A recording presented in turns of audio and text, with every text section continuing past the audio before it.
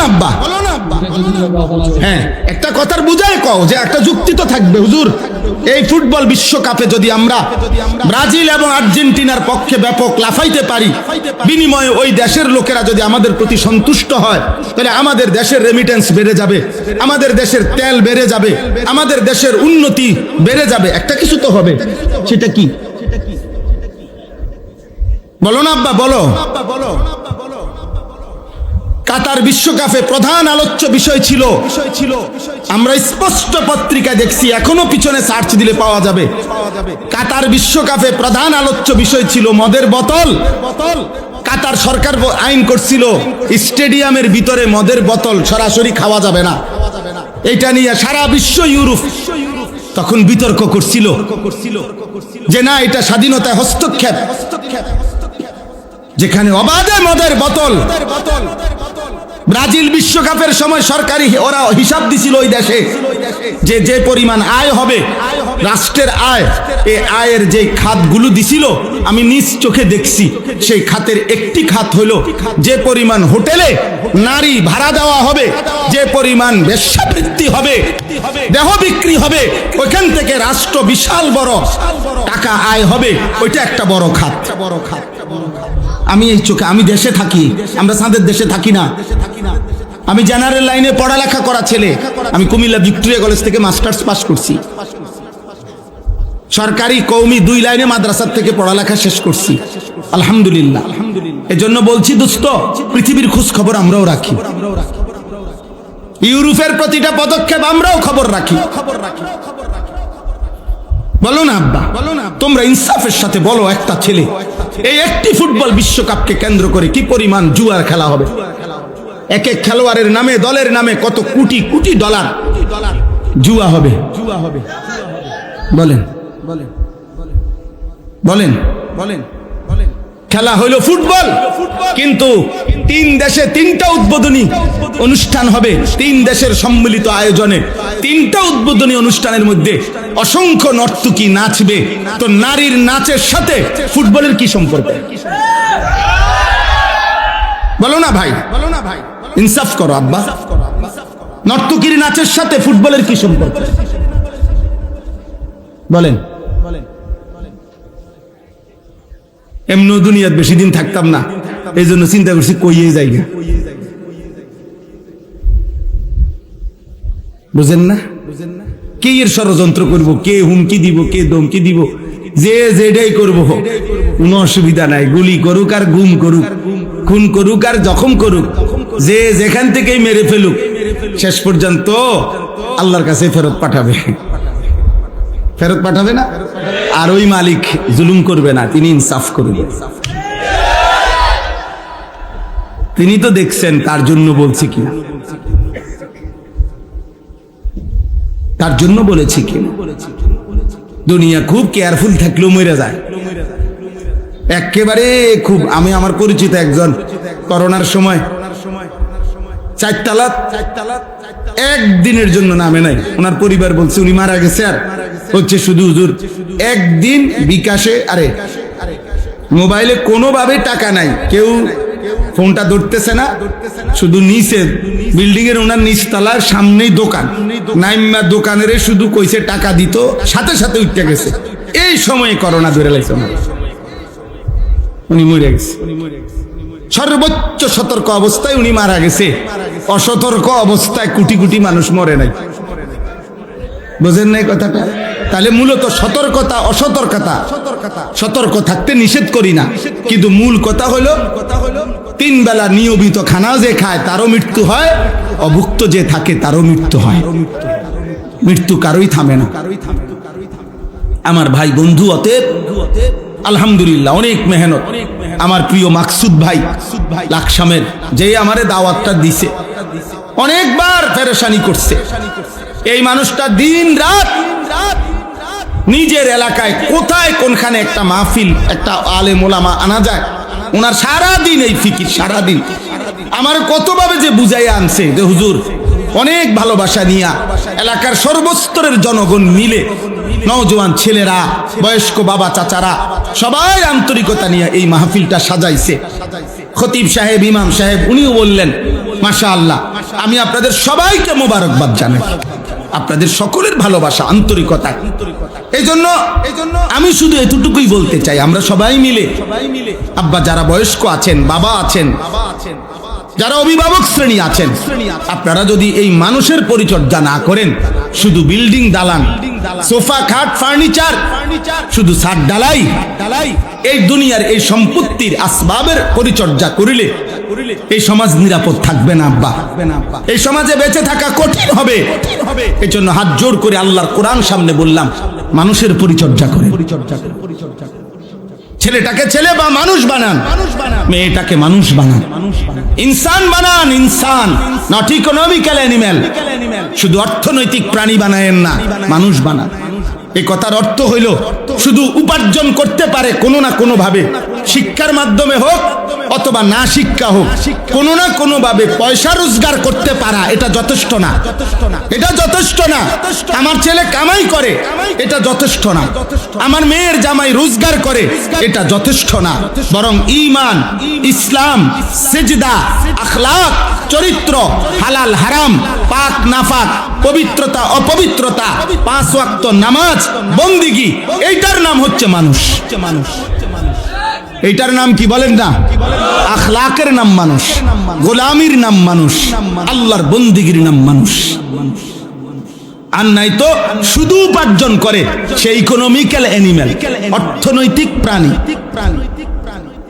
সে শুধু উপার্জনকারী প্রাণী, যে শুধু রোজগার করে, উপার্জন করে কোনো না কোনো ভাবে, হয় পড়ালেখা করে নয়তো পড়ালেখা ছাড়া।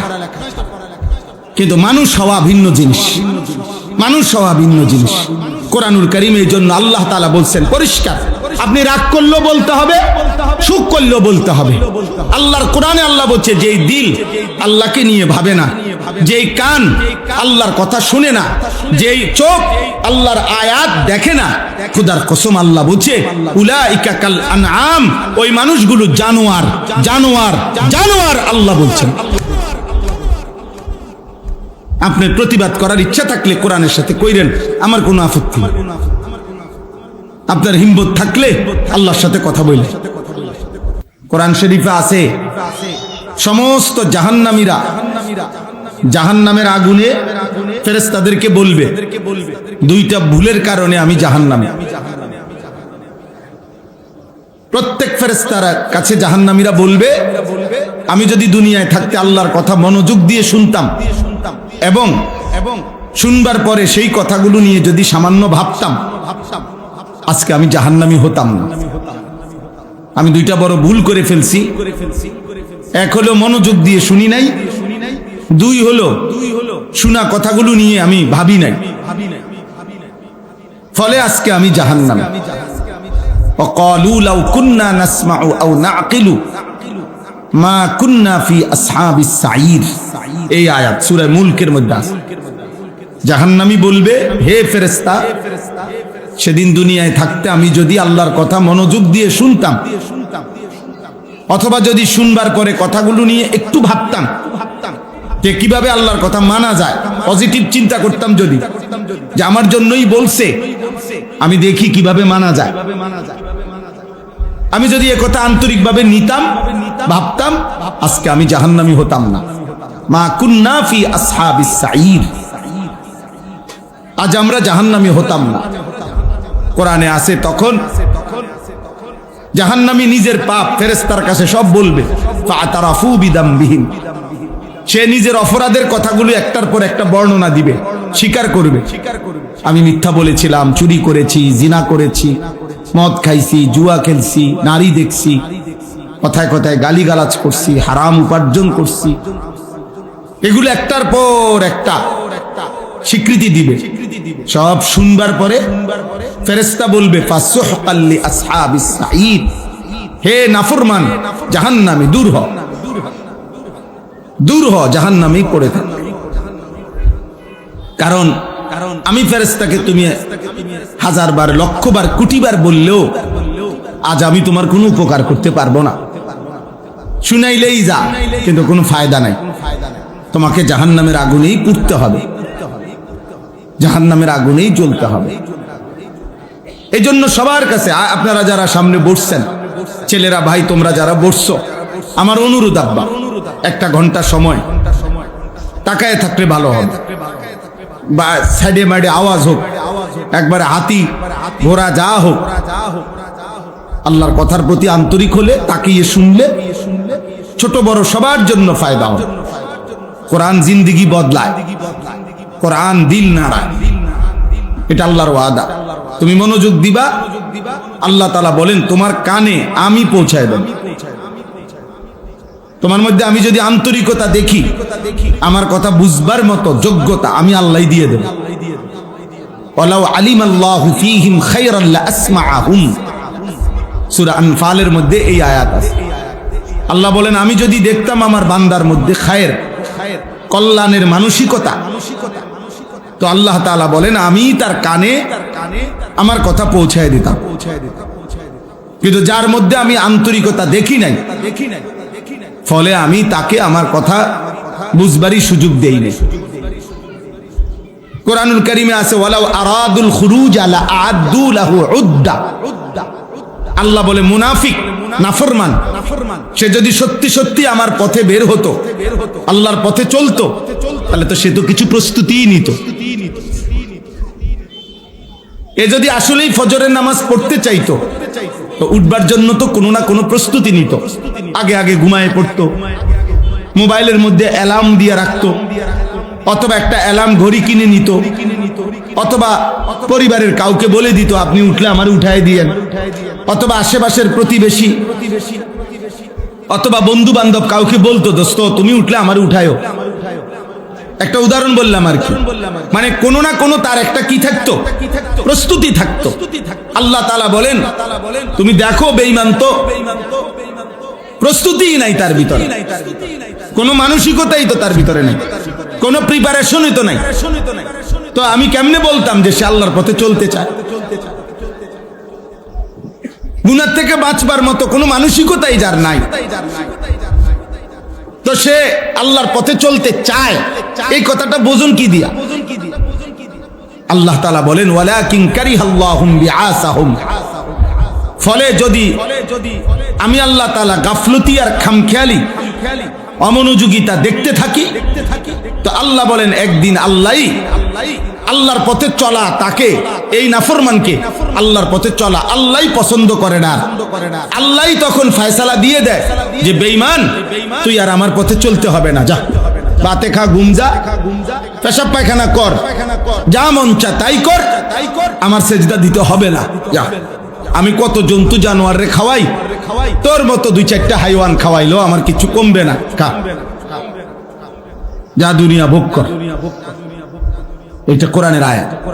ওয়ালাকিন কারিহাল্লাহুম বিআসাহুম ফাসাব্বাতাহুম, আল্লাহ বলেন একটা সময় আল্লাহ তার নাফরমান বান্দা আল্লাহর পথে আসুক, এটা আল্লাহ চায় না। গুনাহ যখন বেড়ে যায়, নাফরমানি যখন বেড়ে যায়, সীমা যখন অতিক্রম করে, আল্লাহই তখন ফয়সালা দিয়ে দেয় ঠিক আছে আর লাগবে না, অনেক দিন তোকে বলাইছি পৌঁছাইছি আমার কথা, তুমি কোনো পাত্তাই দিচ্ছ না, ঠিক আছে নাফরমান আর লাগবে না। ওয়াকিলা কুদু মাআল কাঈদিন, আল্লাহর পক্ষ থেকে বলা হয় হে নাফরমান, হে বেঈমান, আমার যেই সমস্ত বান্দা আমার ইবাদত থেকে বসে আছে, আমার ইবাদত বাদ দিয়ে বসে আছে, যা তুমি নাফরমানো ওদের সাথেই বসে থাকো, যাও লাগবেন আর উঠতো না, সাদওয়ানে জামাত হয়ে যাক, তুমি বনে খাও, তোমার মতো বেড়াইত নামাজ পড়ন লাগবে না, যা বনে তো খাইতে আসছো দুনিয়ায়, খাও বন খাও, বন খাও, চা খাও, বিড়ি খাও, দেখো আর কিছু আসেনি দোকানে, বিস্কুট মিস্কুট আসেনি, লও খাও। তুমি মোবাইলেই টিফো, তোমার মতো হাইওয়ান আমার ঘরে আসতে হবে না, ভাতে তো খাওয়া দরকার তোমার, আমি খাওয়াবো। কত বেঈমান রে আমি খাওয়াই, কত মুরতাদ রে আমি খাওয়াই, 40 বছরে যে কোনোদিন স্বীকারও করে না আল্লাহ বলতে কিছু আছে। আল্লাহ বলে আমি এমন বেঈমানরও তো খাওয়াই, তা তোমাকে খাওয়াইতে অসুবিধা? এই পৃথিবীতে এমন মানুষ নাই যে মৃত্যু পর্যন্ত 40 বছর 60 বছর যাদের বক্তব্য কোটি কোটি আছে, এমন সারা পৃথিবীতে এই যারা নাস্তিক, দেয়ার ইজ নো গড, আল্লাহ বলতে কিছু নাই। আমি নিজে একবার এক ইউনিভার্সিটির 4টা ছেলেকে একবার 1.5 ঘন্টা আমি আলাদা কথা বলছিলাম 2022 সালে। ওদের পরিষ্কার বক্তব্য যে হুজুর আল্লাহ বলতে কিছু আছে, এটা আমরা টোটালি বিশ্বাস করি না বাংলাদেশে। তাইলে আল্লাহ তাদেরকেও খাওয়াচ্ছে। আমি একটা প্রাইভেট ব্যাংকের ভাইস চেয়ারম্যান, একটা পূর্ণাঙ্গ ব্যাংকের কোটি কোটি হাজার কোটি টাকার মালিক, ওনাকে দেখছি আমার নিজ চোখে। উনি ডাইরেক্ট জানাজার নামাজে দাঁড়াইয়া পাশে দাঁড়াইয়া বলছে, কবরের আযাবের মিথ্যা ভয় দেখিয়ে হুজুররা আর কতদিন মানুষকে বোকা বানিয়ে রাখবেন। আল্লাহ তো তাকেও কোটি কোটি টাকা দিচ্ছে, হাজার হাজার কোটি টাকা দিচ্ছে, সে একটা ব্যাংকের ভাইস চেয়ারম্যান। তাইলে দুনিয়া অনেক দিছে বলে এটা সফলতার কিছু না। আল্লাহ তাআলা নিকৃষ্ট বেঈমানকেও দুনিয়া দিছে, নিকৃষ্ট বেঈমান আল্লাহ তাআলা দুনিয়া দিছে। এটা আহামরি কিছুই না। অতএব আমার প্রথম কথা, এতক্ষণ আমি খুতবা না পড়ে শুধু সালাম দিয়েই এতগুলো কথা বললাম। আমি আরসি থেকেই দেখছি এই পরিমাণ উথামথাম করতেছো তোমরা ছেলেরা। আফসোসের ব্যাপার আব্বা, নামাজের ওয়াক্ত ছিল, নামাজের জন্য প্রস্তুতি নিলে ভালো হইতো, নামাজের গুরুত্ব দিলে ভালো হইতো। একজন বক্তার 1000 ছবি উঠাইলে কোনো লাভ নেই। তোমরা যদি রাজি হও নাই তো আমি সবাইকে সুযোগ দেই, ছেলেরা তোমরা আমার সাথে একটা ছবি উঠাও, ছবি উঠাইয়া ফেসবুকে দাও যে এই যে আমরা দুইজন, তো মানুষ বলবে হ্যাঁ আপনাদের দুইজনেরই কাবা শরীফের ইমামের মতো মনে হয়। এটা নাকি মানুষ বোঝে না, চুল্লাওয়ালারও মানুষ চেনে না, আর পাঞ্জাবিওয়ালারও মানুষ চেনে না। মানুষ ভাত খায় না, চিরা খায়। তুমি উঠাইয়া কি করবা এটা দিয়া? আমার বলো ভাই, কি হবে এটা দিয়ে? বলো না, একটা ছেলে বলো, প্রতিবাদ করো। আমার সাথে তোমার ছবি, তোমার সাথে আমার ছবি, কি বুঝাইতে চাও? যে আমরা দুজন কাবা শরীফের ইমাম, আমরা দুজন বাইতুল মুকাররমের ইমাম। তো মানুষ আলোকে আলোই বোঝে, অন্ধকারকে অন্ধকারই বোঝে। এজন্য এটা বুঝতেই হবে। আপনি যেমন মানুষ বুঝেও তেমন। আপনি যেমন ভাত খান, মানুষও ভাতে খায়, মানুষে চিরা খায় না। অতএব আপনি যেমন, আপনি চরিত্রহীন, মানুষ বুঝবে ইমানদার না, এত ব্যাককল মানুষের বাইবেন না। আপনি সুদখোর আর মানুষে বুঝবে ইমানদার, জি না, এত ব্যাককল মানুষের বাইবেন না। আমি যেমন, আপনি যেমন, আমরা যে যেমন, মানুষের চোখে ধরাও খাই তেমন। মানুষ চোরেরে বাইজিদ বুস্তামি কয় না, বাইজিদ বুস্তামিরে চোর কয় না। বুঝেন নাই কথা? মানুষ আলোকে অন্ধকার বলে না, অন্ধকারকে আলো বলে না। আরবিতে প্রবাদ আছে, ওয়াফিকা উয়ুবুন ওয়ালিন্নাসি আয়ুনুন। আরবিতে বলে তোমারও দোষ আছে, মানুষেরও চোখ আছে। তোমারও কি আছে, মানুষেরও কি আছে। মানুষ চিনতে ভুল করেন। মানুষ 100 কোটি টাকাও যদি হারামের টাকা দিয়া বিল্ডিং করে, মানুষ সাদওয়ান হইলো বইও কয় আও হইছে বাদ দাও, সিটারির টিয়া, বাটফারির টাকা। এটা মানুষ বুঝে, মানুষ এটা জানে। মন্তব্য করতে 1 মিনিটও দেরি করে না। অতএব আমরা প্রত্যেকেই এটা বোঝা উচিত।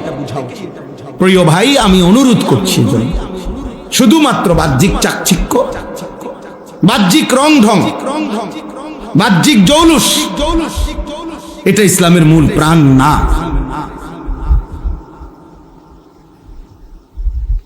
কলিজার ফিকির, অন্তরের সৌন্দর্য, এটা বড় বেশি সৌন্দর্য। আমি আঙ্কেলকে বলতেছিলাম, এই আস্তে আস্তে বুঝাই বললাম, এমনি এমনি কথা বলতেছিলাম, এটাই যে সবাই যে যা করতে চাচ্ছে করবে, আর আমি তা মেনে নিতে হবে, এটা আমার জন্য জরুরি না। তাহলে একজন আলেমে দ্বীন ইসলাহ করবে কি? আপনাদের ইনসাফ কি বলে? তোমরা ছেলেরা যে যা করবা, আয়োজক ছেলেরা তোমরা যে যা করবা, যার যেটা ভাল লাগছে মনে করেন সে এটাই করলেন, আর আমার দায়িত্ব হলো আমি সব মাইনে নেওয়া। কথা বলেন না? তো তাইলে আমি কি বলবো আর নতুন করে?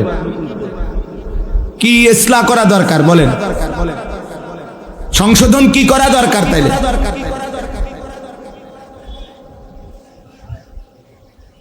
মুসলমানের সন্তান ইনসাফের সাথে বইল, এতগুলো ছেলে তোমরা কাছাকাছি ছিলা, কিন্তু আল্লাহকে সাক্ষী রেখা বইল, কলিজার মধ্যে হাত দিয়ে বলো তোমরা সবাই মাগরিবের নামাজ পড়ো নাই। তাহলে মুসলমানের যে নাফরমান সন্তান নামাজের সেজদা দিতে পারলা না, এমন নিকৃষ্ট মুসলমান কেমনে পরিচয় দিবা?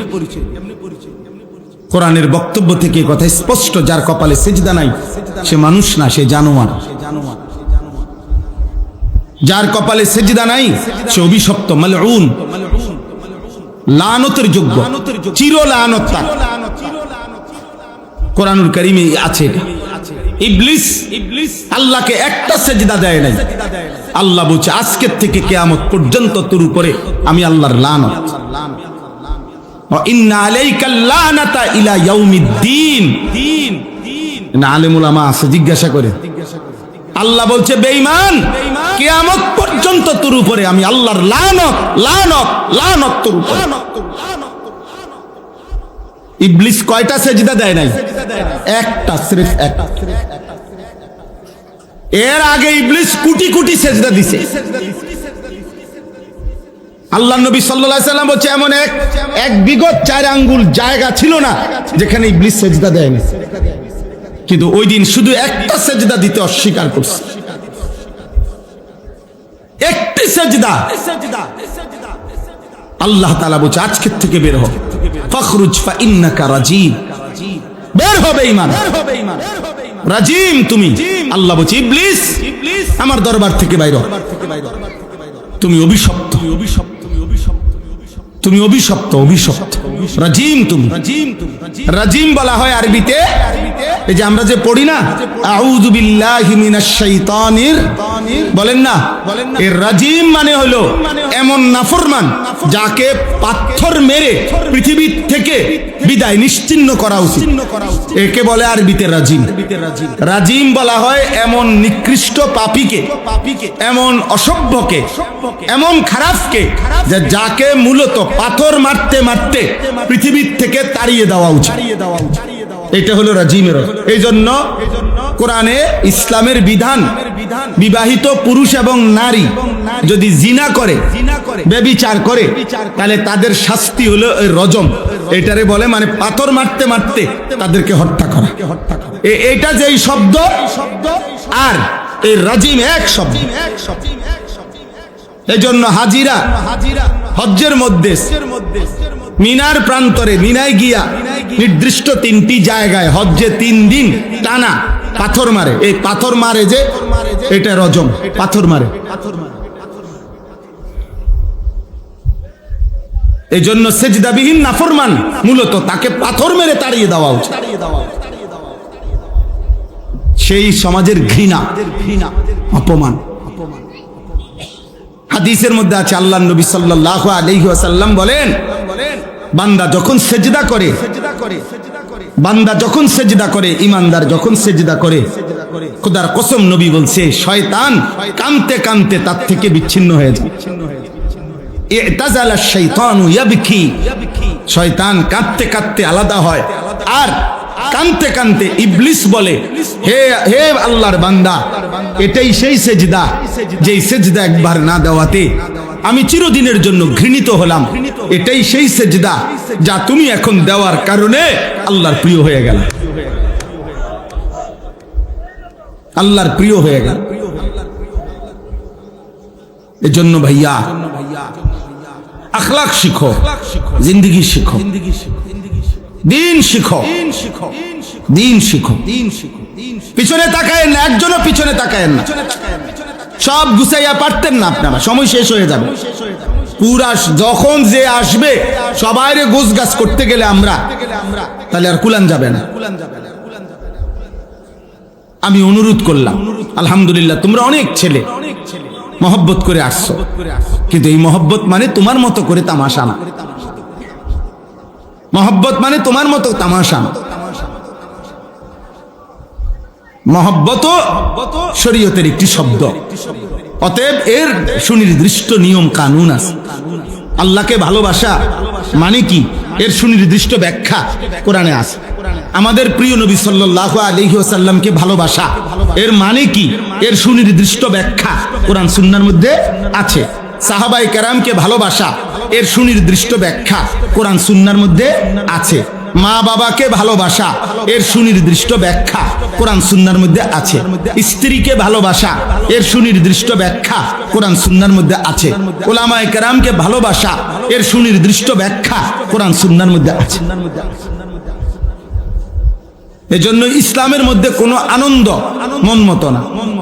এজন্য দুই ঈদের কোনো আনন্দ, কোনো বেঈমান নাফরমান নিজের মতো করিলে সেটা ঈদ হয় না, সেটা তোমার খাহেসাত, সেটা তোমার প্রবৃত্তির চাহিদা পূরণ হয়েছে। ঈদের দিন তুমি ডেকসেট বাঁচাইছো, তুমি ঈদ পালন করো নাই, তুমি শয়তানের গোলামি করছো। ঈদের দিন তুমি কোন নর্তকী নিয়া, কোন বেপর্দা বেহায়া মেয়ে নিয়া কোথাও তুমি ঘুরতে গেছো, তুমি ঈদ পালন করো নাই, তুমি ইবলিসের গোলামি করেছো। গোলামি। ঈদ তোমার আব্বার দেওয়া না, ঈদ তোমার দলের নেতায় দিছে না, ঈদ তোমার বাপের সম্পত্তি না, ঈদ আল্লাহর দেওয়া। কার দেওয়া? হাদিসের মধ্যে আছে, জাআলাহুল্লাহু ঈদান লিহাদিহিল উম্মাহ। নবীজি স্পষ্ট উচ্চারণ করেছেন, সাহাবারা আমার আল্লাহর পক্ষ থেকে আমার উম্মতের জন্য এই ঈদ দেওয়া হয়েছে। কার পক্ষ থেকে? আল্লাহর পক্ষ থেকে। অতএব আল্লাহর বিধান মানতে হবে। মুসলমানের হাসি আল্লাহর দেওয়া, মুমিনের কান্না আল্লাহর দেওয়া। কোরআনে আল্লাহ বলেন, ওয়া আন্নাহু হুয়া আদহাকা ওয়া আবকা। আল্লাহ তাআলা বলেন আল্লাহই হাসান, আল্লাহই কাঁদান। হাসি আল্লাহর সৃষ্টি, কান্না আল্লাহর সৃষ্টি, আল্লাহর মাখলুক। হাসি একটা পৃথক মাখলুক, কান্না একটা পৃথক মাখলুক। হাসি মানুষের ভিতরে থাকে না, আল্লাহ সৃষ্টি করে। এজন্য পৃথিবীর কোনো গবেষক বলতে পারবেনি যে মানুষে যে হাসে এটা ভিতরে পলিথিনের মধ্যে থাকে, কান্না বালতির মধ্যে থাকে, চোখের পানি ভিতরে থাকে। কোথায় এত পানি করতে আইবে? তুইব কইরি। আল্লাহ সৃষ্টি করে। প্রয়োজন পরিমাণ কান্না কে সৃষ্টি করে? প্রয়োজন পরিমাণ হাসি কে সৃষ্টি করে? এইটা কোরআনে আছে। ওয়া আন্নাহু হুয়া আদহাকা ওয়া আবকা। আল্লাহই হাসান, আল্লাহই কাঁদান। ওয়া আন্নাহু হুয়া আমাতা ওয়া আহইয়া। আল্লাহই মৃত্যু দেন, আল্লাহই জীবন। ওই ছেলে, এই বেয়াদব, এই বেটা, চলে যাও আব্বা, উঠে যাও, আরেকজন মানুষ বসুক তোমার জায়গায়, তুমি বাইরে উঠা। আবার হাসো কেন? নিষেধ করছিলাম না আব্বা, তো বেয়াদবি করলা কেন? হে মনে করছে কিতা কইবার হুজুরে চাই না। আমি সাংঘাতিক মানুষ, প্রয়োজনে আর কোনোদিন আসবো না, কোনো অসুবিধা নাই, আর কোনোদিন বলবো না, মনে করেন সমস্যা নাই। কিন্তু যেদিন পারছি ওই দিন শক্তভাবে বলে যাব। আমাদের সন্তান তোমরা, কে ফিরাবে আব্বা তোমাদের? তোমাদের দুর্ভাগ্য অনেকের, খোদার 365 দিনও তোমাদের কপালে এমন একজন অভিভাবক অনেকের জোটে নাই এক বছরে যে তোমার এই ফজরের নামাজের জন্য উঠাবে। আহারে বদনসিব রে, বদনসিব। আমি আজকেও 75 বছর বয়সী আমার মার সাথে দেখা করছি আসর পইরা। আজকে মা আমারে প্রথমেই জিগাইছে, হুত নামাজ পড়ছস? কসম আল্লাহ, আমার 75 বছর বয়সী বৃদ্ধা মাও আমারে এখন আজকেও আসরের পরে জিগাইছে। আজীবন মা জিজ্ঞাসা করে, হুত নামাজ পড়ছো? তোমাদের অনেক ছেলে, যার কারণে তোমরা সুযোগ পাইছো। যদি সচেতন অভিভাবক পাইতা, এই সমাজের মানুষ যদি আখিরাতের সচেতনতা আরেকটু থাকতো, এত অসভ্যতা করে তোমরা টিকতে পারতাম না। একটা সময় আমাদের এই সমাজে এই বয়স্ক লোকদেরকে জিজ্ঞাসা করে দেখো, একটা সময় 10 গ্রামেও যদি 3 গ্রামের কোনাতেও যদি কেউ কোনো সামান্য অপকর্ম করছে তো 10 গ্রামের মানুষের সামনে মেল কইরা মাথা কামাইয়া ছেড়ে দিছে। মানুষে দেখলে বুঝছে তাই নিয়ে ধরা খাইছে। এটা ছিল আমাদের সমাজে, এই দেশেই ছিল, এই দেশেই ছিল।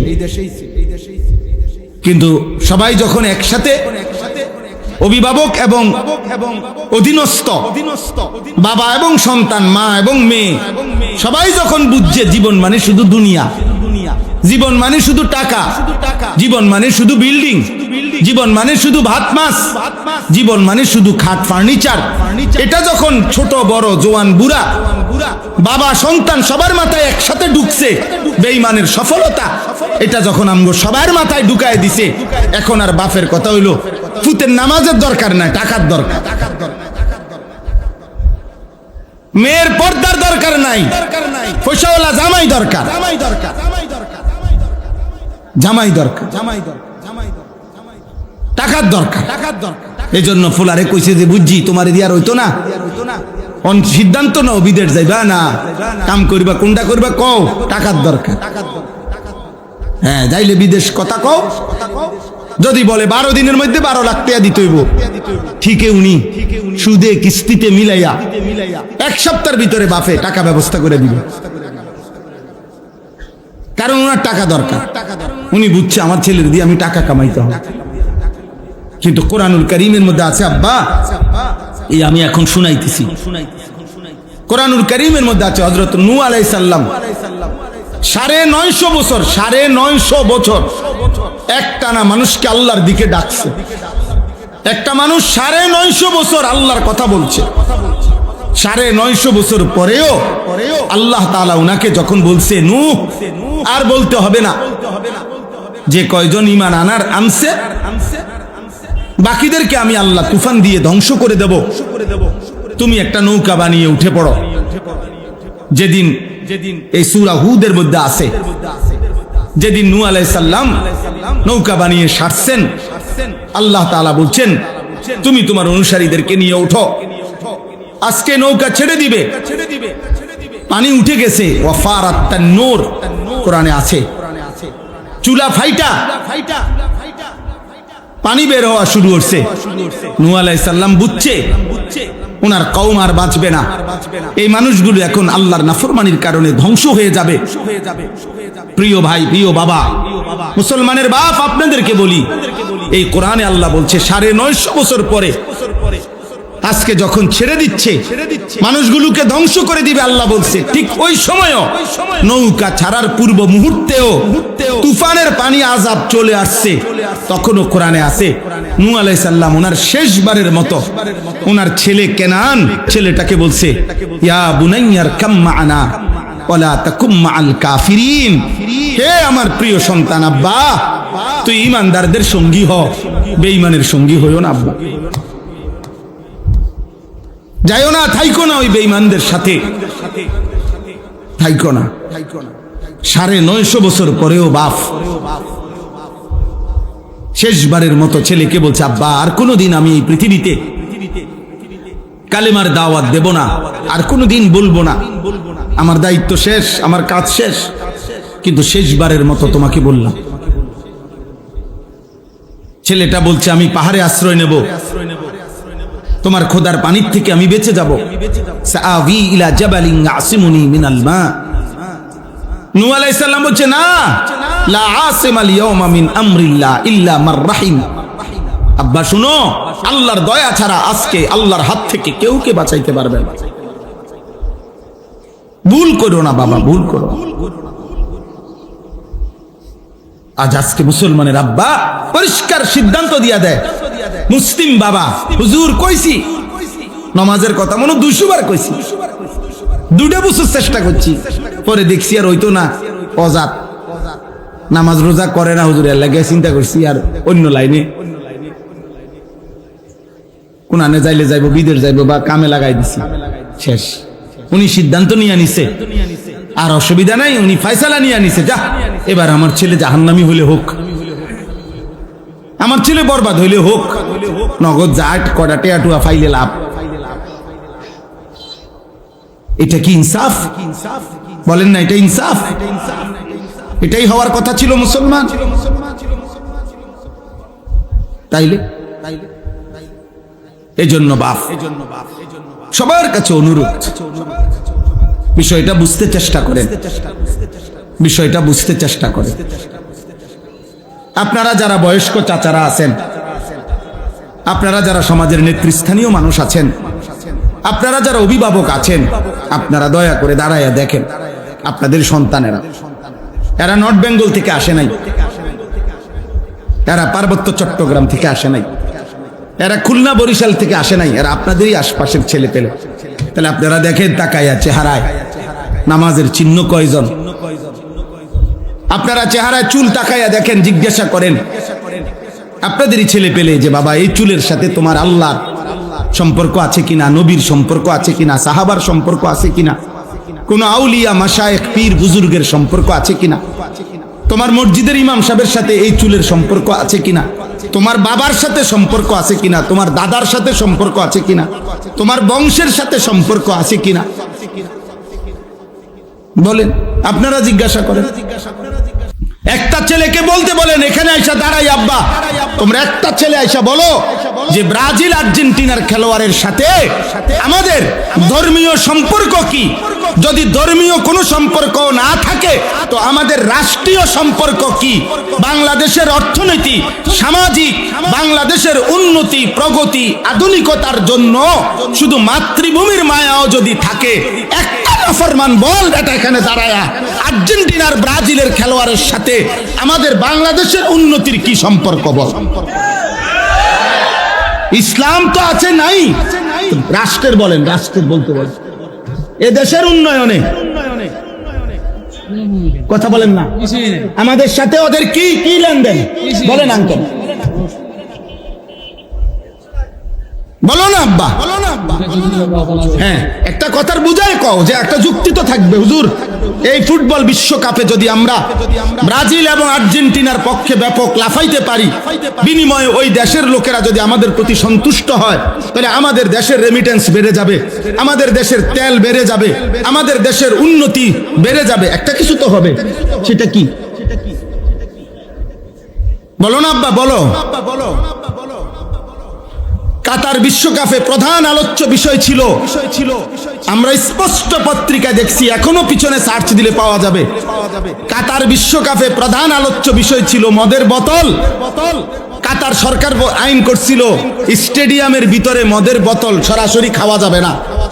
এটা নিয়ে সারা বিশ্ব, ইউরোপ তখন বিতর্ক করছিল যে না, এটা স্বাধীনতায় হস্তক্ষেপ, যেখানে অবাধে মদের বোতল।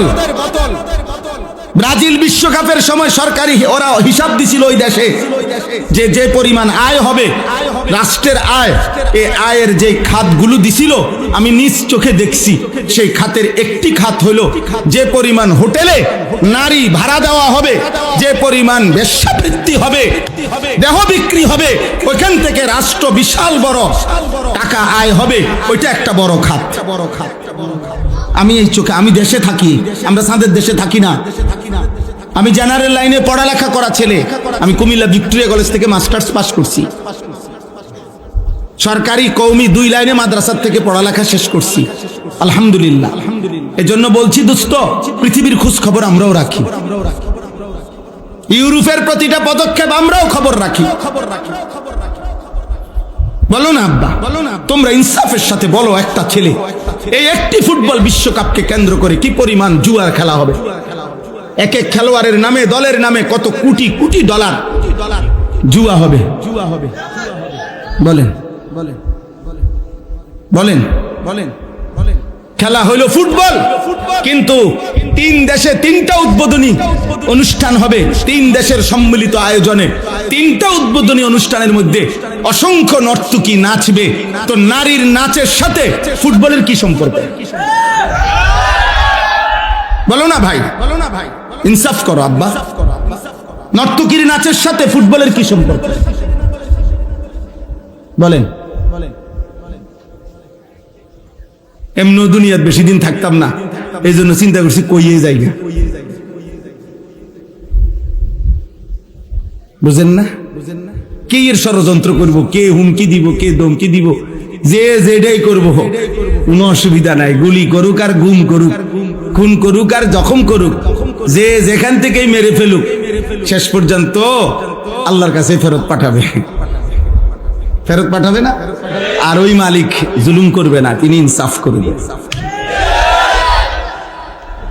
তিনি তো দেখছেন, তার জন্য বলছি কি, তার জন্য বলেছি কি। দুনিয়া খুব কেয়ারফুল থাকলেও মরে যায় একেবারে খুব। আমি আমার পরিচিত একজন করোনার সময় 4 তালা একদিনের জন্য নামে নাই, ওনার পরিবার বলছে উনি মারা গেছে। আর হচ্ছে শুধু হুজুর একদিন বিকাশে, আরে মোবাইলে কোনোভাবে টাকা নাই, কেউ ফোনটা ধরতেছে না, শুধু নিচে বিল্ডিং এর ওনার নিচতলার সামনেই দোকান, নাইমা দোকানের শুধু কইছে টাকা দিত, সাথে সাথে উঠতে গেছে। এই সময়ে করোনা ধরে লাগছে,